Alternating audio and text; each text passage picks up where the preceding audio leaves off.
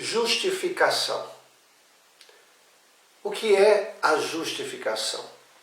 Primeiramente, eu gostaria de dizer que a justificação não significa tornar alguém justo. Como assim? Todos nós, durante todo o nosso decorrer da nossa existência nessa terra, nós vamos cometer coisas injustas. Então, ser justificado não significa que nós passamos a não mais errar, a não mais fazermos coisas injustas. Às vezes nós somos injustos. Mas então o que é a justificação? É declarar alguém justo do ponto de vista judicial. Então, de acordo com a justiça, vamos pensar a justiça humana, o juiz declara alguém justo ou não, dependendo exatamente das evidências que o juiz tiver. Se alguém cometeu um delito, ele pode, diante das evidências, ver que aquela pessoa que foi acusada de um erro e, de fato, as evidências não mostram o erro, o juiz então diz: esta pessoa está absolvida, ou seja, de todas as acusações, porque não há nem uma prova que ele tenha errado. Isso é no sentido humano. Bom, vamos pensar agora no sentido divino, no sentido desta doutrina chamada justificação. Lá em Gênesis 15:6 diz assim: Abrão creu no Senhor e isso lhe foi atribuído para justiça. Veja, a Bíblia diz que diante da fé que Abrão teve em Deus, foi atribuído ele a justiça. Não diz que Deus o tornou justo, mas Deus deu a ele a justiça. Então, a justiça é um ato da dádiva de Deus a nós. Lá em Deuteronômio 25:1, fala da justiça humana, dizendo assim: quando houver desentendimento entre dois homens e vierem a juízo, os juízes os julgarão, justificando o inocente e condenando o culpado. Foi o que eu expliquei no início. Então a Bíblia já previa como um juiz deveria agir, justificando o inocente e condenando o culpado.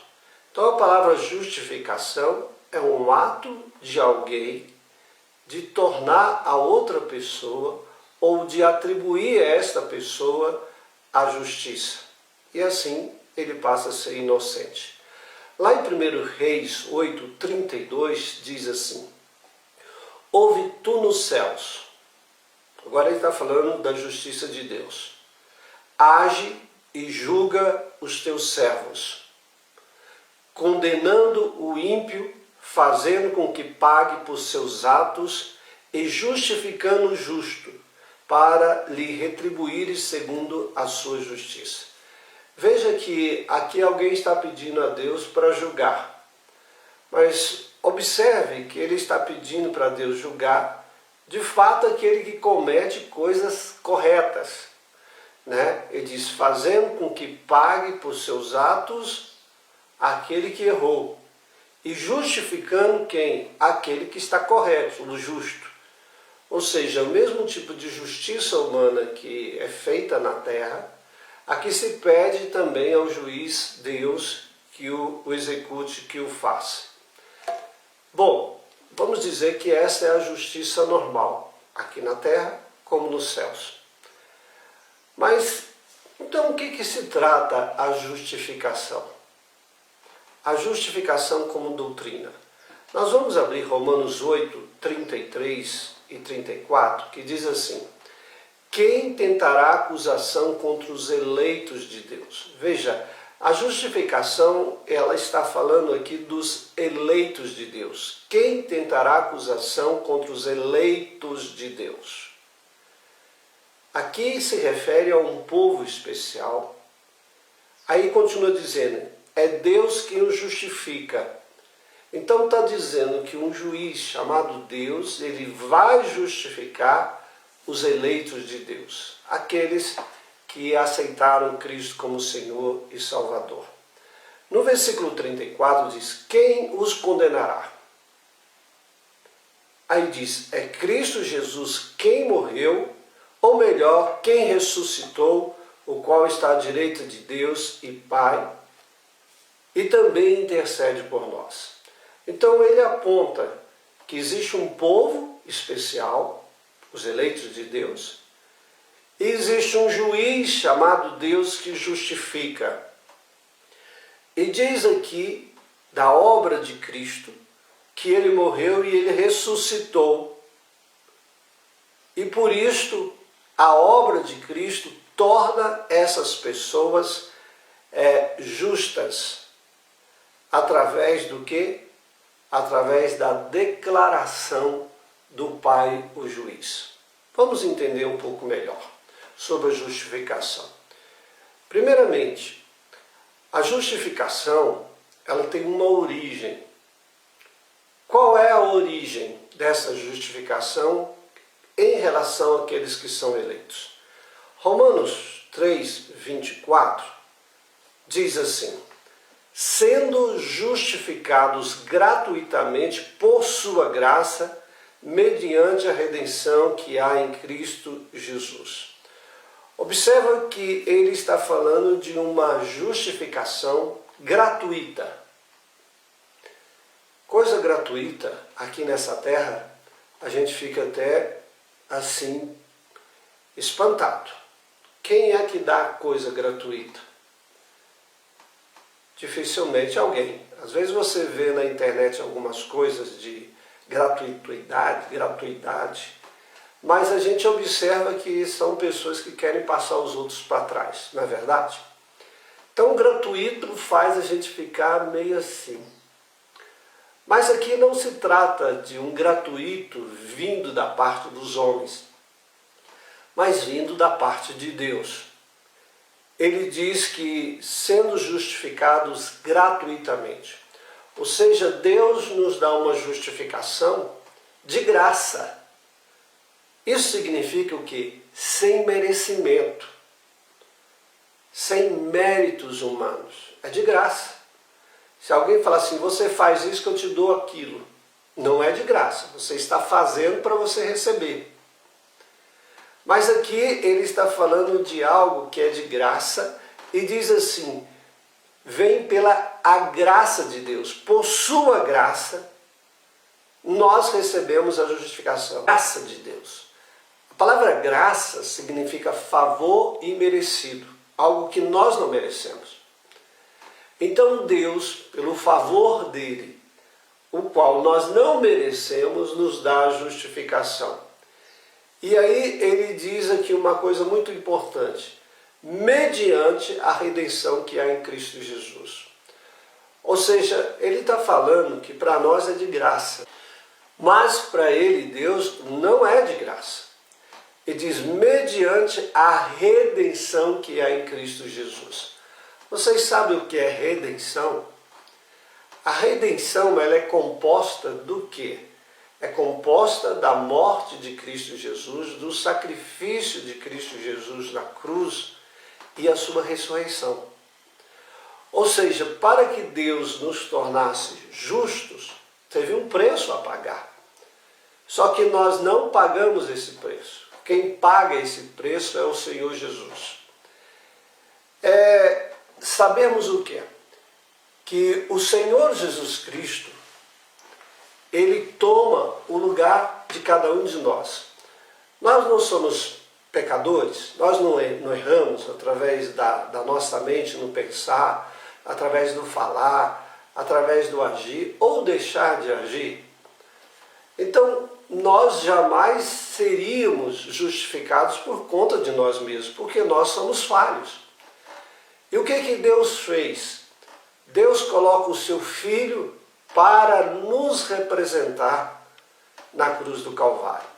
Por quê? Diante dos nossos atos errados, nós tínhamos que pagar. Quando alguém comete um delito, ele vai para a cadeia, ele tem que pagar de acordo com o delito que ele faz. Se ele fez um mero roubo de um celular, tem um período de tempo que ele vai ter que estar ali na cadeia para pagar pelo seu erro e sua falha. Os nossos erros e as nossas falhas são muito grandes diante de Deus, porque não é uma falha, é várias e várias falhas durante todo o decorrer da nossa existência. Então nós deveríamos pagar por essas falhas. Só que o preço das nossas falhas é igual à nossa morte espiritual. Porque nós cometemos uma desobediência, não foi ao Estado, foi a Deus. Nós quebramos as leis divinas. E as leis divinas diz que o salário do pecado é a morte. Ou seja, o salário que nós merecemos pelos nossos atos errados é a morte.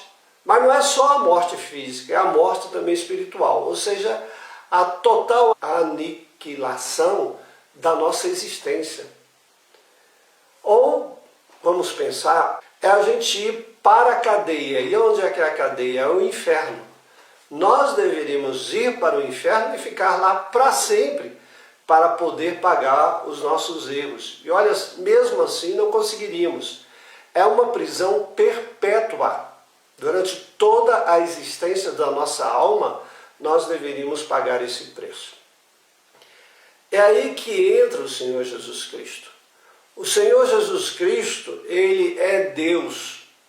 E somente Deus, que é 100% puro, poderia ter a possibilidade de ter um juízo sobre ele mesmo para pagar o preço dos nossos erros, das nossas falhas. Assim, como diz esse texto, mediante a redenção, ou seja, mediante a morte de Cristo, que é o preço dos nossos pecados, ali na cruz do Calvário, por isso que a Bíblia chama o Cordeiro de Deus, o Cordeiro de Deus, ou seja, o substituto do homem, seria Jesus Cristo que iria morrer na cruz do Calvário. Somente Deus é que teria essa condição de pagar o preço. Ele teria que morrer para pagar o preço de todos os nossos pecados e de todos os pecados da humanidade.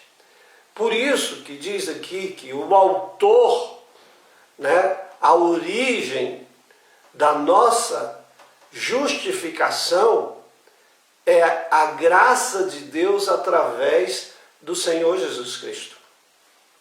Sem a morte de Cristo, nós jamais seríamos justificados. Mas a morte de Cristo é exatamente a penalidade que nós deveríamos pagar. E por isso ele morre na cruz do Calvário. Lá em Tito 3, versículo 3 a 5, diz assim: pois nós também no passado éramos insensatos, veja, está falando dos nossos erros, desobedientes, desgarrados, escravos de todo tipo de paixões e prazeres, vivendo em maldade e inveja, sendo odiados e odiando-nos uns aos outros. Então ele está falando dos nossos pecados. Aí ele diz no versículo 4, mas, ou seja, apesar dos nossos erros, das nossas falhas, ele diz, mas quando se manifestou a bondade de Deus, nosso Salvador, e o seu amor por todos, ele nos salvou, não por obras de justiça praticadas por nós, mas segundo a misericórdia dele. Ele nos salvou mediante o lavar regenerador e renovador do Espírito Santo. Ou seja, a morte de Cristo fez com que o sangue do Senhor Jesus Cristo fosse aplicado às nossas vidas e nós alcançamos o perdão. Ou seja, a morte, o preço dos nossos pecados é transferido para nós através do ato da da justiça de Deus sobre Cristo Jesus. Ele pagou o preço e o sangue dele é capaz de vir sobre as nossas vidas e nos lavar dos pecados. É isso que é a justificação. É Deus mandando o seu Filho, morrendo por nós, e mediante crermos nele, mediante o sangue dele, nós somos lavados. Esta é a origem da justificação. Romanos 11:6 diz assim: e se é pela graça, já não é pelas obras. Do contrário, a graça já não é graça. Ou seja, a nossa justificação foi pela graça. Não foi porque você é bonzinho, porque eu sou bonzinho. Não foi porque a gente faz alguns atos bonitos de justiça, a gente ajuda fulano ou beltrano. Não é por esses atos. Porque a Bíblia diz que as nossas justiças são como trapos da imundícia. Por quê? Eu não fiz uma obra bonita, agora fez.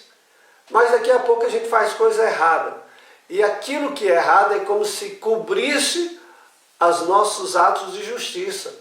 Os nossos atos de justiça, como ele diz, a palavra de Deus em Isaías, é como um trapo de imundícia. É como se fosse aquele pano que é colocado na entrada, ou aquele tapete que é colocado na entrada da nossa casa.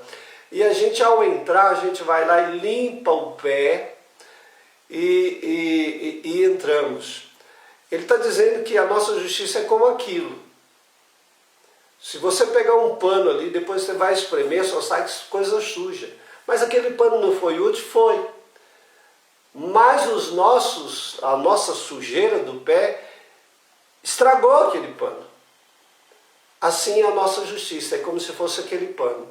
A gente está lá, faz coisa boa, mas depois faz o pecado e contamina este pano.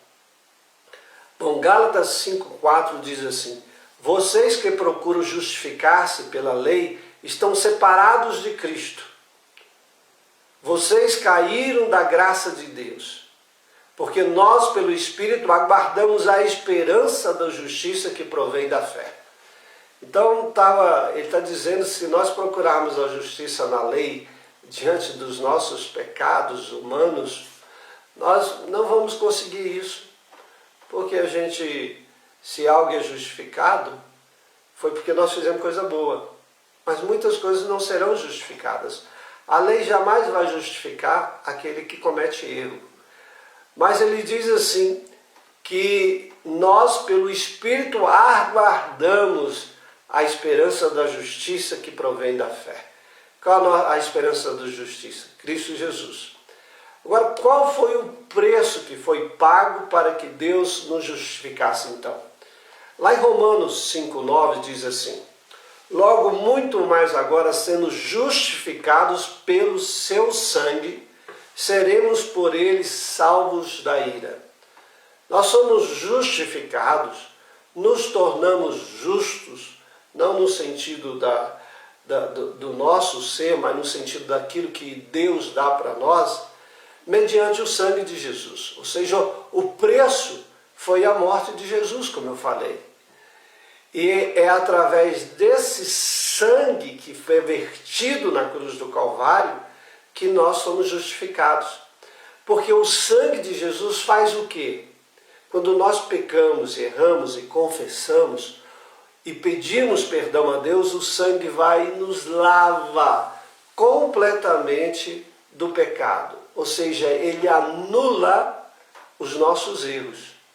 Então, o sangue foi o preço que foi pago para que nós obtivéssemos essa graça do perdão de Deus. Qual é o instrumento, né?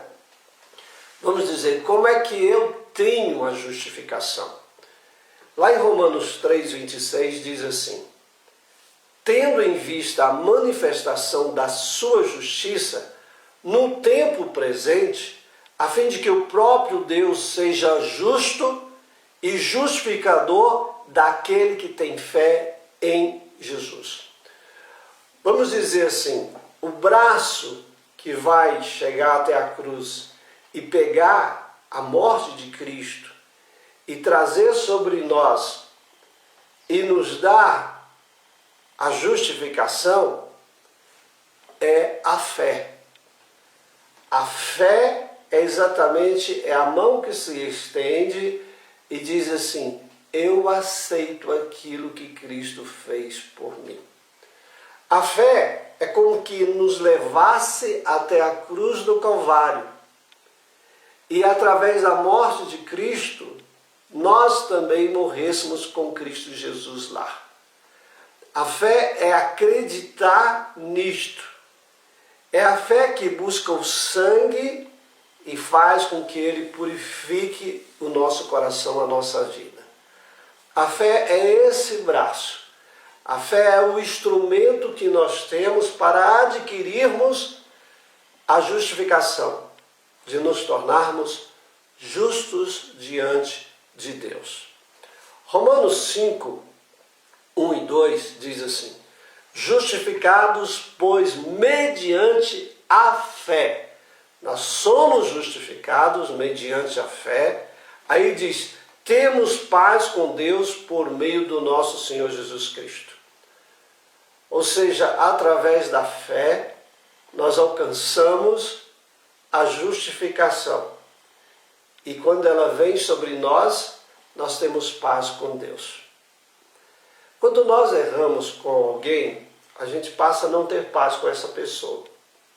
E nem essa pessoa com a gente, porque nós erramos com respeito a ela. É a mesma coisa, quando nós erramos de acordo com a lei de Deus, nós passamos a não ter paz com Deus. Por que as pessoas às vezes não querem ouvir Deus?